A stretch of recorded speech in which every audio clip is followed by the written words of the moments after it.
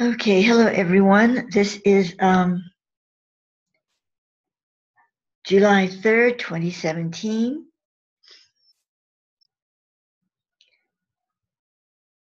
I'm going to be talking just briefly about some experiences that two colleagues of mine had who are both, they know one another, but they did not share this experience, and but it happened to both of them on two different locations rather far apart in the continental US on the same night, or rather early morning, I guess, of July 2nd. While their experiences might have been slightly different, there was a similarity. And it prompted me to go to Thoth about this because they'd requested that, and it opened up to giving me some information that's a follow-through or a continuation on the topic that I had done a previous recent video talk on, which is the culture holders and the future, the potential future of the USA. I will put a link to that video with this, accompanying this one, because it will give you more information. But briefly, the culture holders are something that Thoth has talked to me about way back in the 80s, 1980s, I believe, or maybe even earlier. And these are souls who are in a particular culture frame, and it doesn't have to do with like a culture of like the European culture or something. It has to do more with the strongest ones are the primal, like the Aboriginal, the Native American cultures that live very close to the earth and have shamanic traditions. However, it also extends to Rosicrucians, Templars, organizations like that have been around a long, long time, and are based on certain esoteric knowledge and principle. So they have a sort of different type of culture holder, but there is one connected to that as well. So what are the culture holders? Well, I addressed this in the other video, but very briefly here. They are souls who have incarnated in key positions within that particular culture frame, and after a period of time, they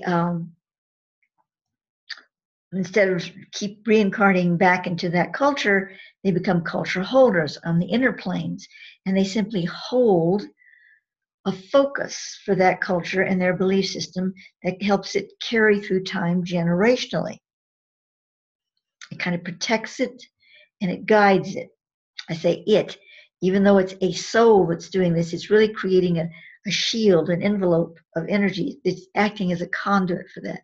So that soul does not reincarnate again for a long time until, I guess, at some point, there's a changing of the guards and the culture holder leaves, another culture holder comes in, something like that. I'm putting this in human terms because that's the way it was given to me, but it's obviously a much more vast understanding of what I really even understand myself, much less what I have time to share here with you. But that's basically it. So what Thoth had told me for the last talk video was that the culture holders are now leaving. They're saying, we're turning loose this guardianship. We're turning it loose completely on all the culture holders of the planet. Maybe, I don't know if it's happening all at once. I don't think so. I think it's a little at a time.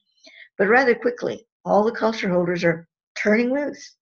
And the reason is because the red path and the white path, the red blood path, the generational path, the white path of the white stone, path of the white stone is the grace factor, the higher Christic, universal Christic vibration. And so we've been on a generational blood path for so long, and these culture holders, that's what their path is. But now it's time for the white path to enter the stream and to transform it.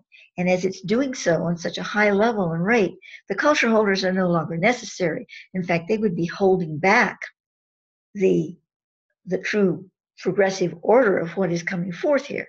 So they have to turn that loose, and they know that, and they're doing it. And as they do that, the individuals, the human beings still incarnate in those cultures or in those belief systems are having to go through quite a lot of transformation. And this is what's going on now on the planet. A lot of transformation is coming about because of the culture holders are leaving. And so this is that scenario. Now, the occurrences that happened to my two friends and colleagues, Thoth is saying is happening to a lot of people on the planet that have souls that have chosen to help guide or bring this focus through to another dimension. So that it's like creating a new platform for this experience in the pyramidus radius matrix, which is the ultimate overall matrix that's forming on the planet now, the bridge between the old and the new earth. So how are these souls chosen? Of course, they choose themselves. They agree on a higher state of consciousness, but they have certain past life connections to various combinations of culture frames or whatever that helps them to be able to be conduits for this release. Also, they may also have, in many cases, a current life directive that they're going to be embedding into the culture patterning of the planet that is a releasing factor, a new dimension of that work, whether it's goddess work, Templar work, Native Americans, what the Native Americans went through at Standing Rock was an incredible example of the culture holders leaving and allowing the people in that culture to raise their own vibrational levels to a much higher, more expanded state and face their quote unquote opponents with that higher exaltation. So this is the kind of thing that's going on. Now, the experiences these two people had to do with lights flashing in the night and blue lights and music and drums and all kinds of things going on. At least one of these individuals was oblivious to it, sleeping soundly, but the neighbors were not oblivious to it, and they watched it for hours go on and listened to it. So it can take on different forms. It doesn't have to have drums involved. It doesn't have to. There are different things that happen, and this is all seamlessly integrated with the bigger picture.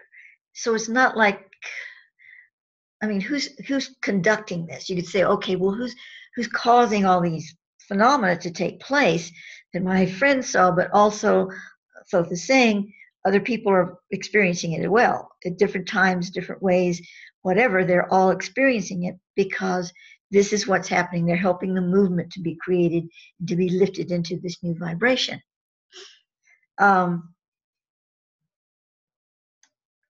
So who's in charge? That might be the big question. You know, who's conducting this thing? What's really going on here? It's also seamless. There's not, you can't point and say, oh, well, that was a Native American thing. Oh, well, that was, it's like, no, it's a whole package. And the culture holders that are leaving, haven't all gone yet. They're leaving, are part of that process. The ultra beings in their light Merkabic, what we call starships, but they're beyond the ones that, there's all different stages of what we all put together as starships, but in our minds. But these are the light Merkabic high field energy fields that in the sky, if you saw one, you would think it was a spaceship until it got really close, and then you'd realize that it was a completely plasma fireball type thing and not a metallic ship, because the metallic ships can glow too, so it's kind of hard to tell unless you're close to them. But anyway, so these vibrating vehicles of light are part of the process. And why are some people hearing drums and lights and whatever? This is simply the when they open that portal, whatever's in there, of the sacred shamanic energy is going to start kind of trickling out, whether it's drum beats or Templars riding on horses, or whatever you want to see. It's part of the picture that's being released into this higher state of development. So you're allowed to get all kinds of different phenomena, and different people are going to get maybe some very similar phenomena, but sometimes very different phenomena. Because this isn't just a handful of people that are being involved in this, and their higher soul selves have agreed to it. I don't know how many people, but a lot are involved. And it's going to become more and more the phenomena. It's going to happen more and more on this planet. And some people are going to be caught up in it. For instance, the neighbors saw all this going on while my friend was sound asleep on the couch in his house, or the house he was in. And he was the only person in there. He didn't see it. The neighbors did. But it was him that was the conduit. And yet the neighbors were able to experience it because it was real phenomena. So this kind of thing is in the mix as well. So we can look forward to all of this being transferred to this higher level of experience. And when it is allowing us to utilize all of that energy freed from the dogma of its past relationship to humanity. This is a powerful modality. And anyone listening to this who's had some experiences that you think might be a part of it, that they very well might be.